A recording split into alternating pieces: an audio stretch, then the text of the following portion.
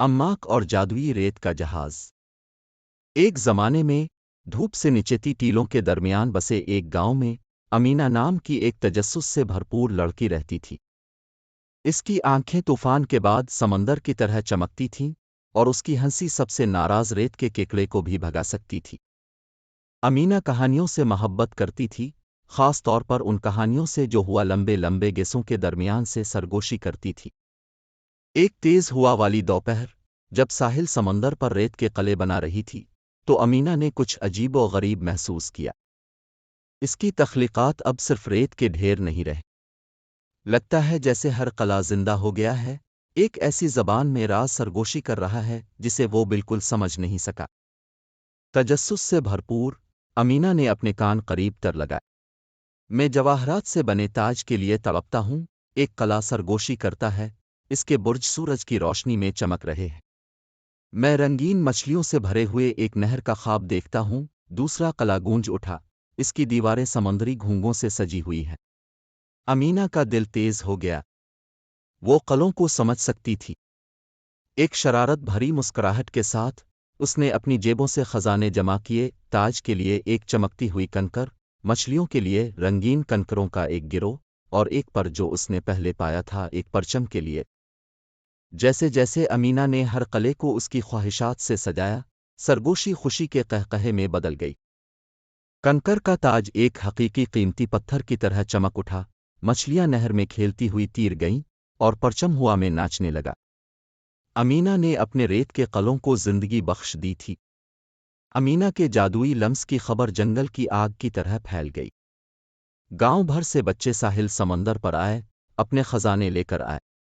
जल्द ही साहिल समंदर रेत के कलों के एक जन्नत में तब्दील हो गया, हर एक अपना मुनफरिद ख्वाब सरगोशी कर रहा है।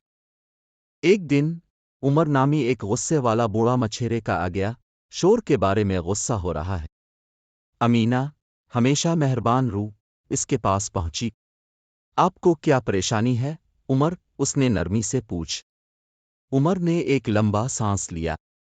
मेरी कुश्ती पुरानी और कमजोर है, मैं खानदान के लिए इतनी मछलियां भी पकड़ नहीं सकता। उमैम्मा मुस्कुराई। आओ मिलकर एक कुश्ती बनाएं उमर, ऐसी मजबूत कुश्ती जो किसी भी तूफान का मुकाबला कर सके। और ऐसा ही हुआ। उमर अपने हाथों में महारत रखते हुए रेत को शक्ल देता रहा, जबकि उमैम्मा इसे खजानों से सजा रही थी।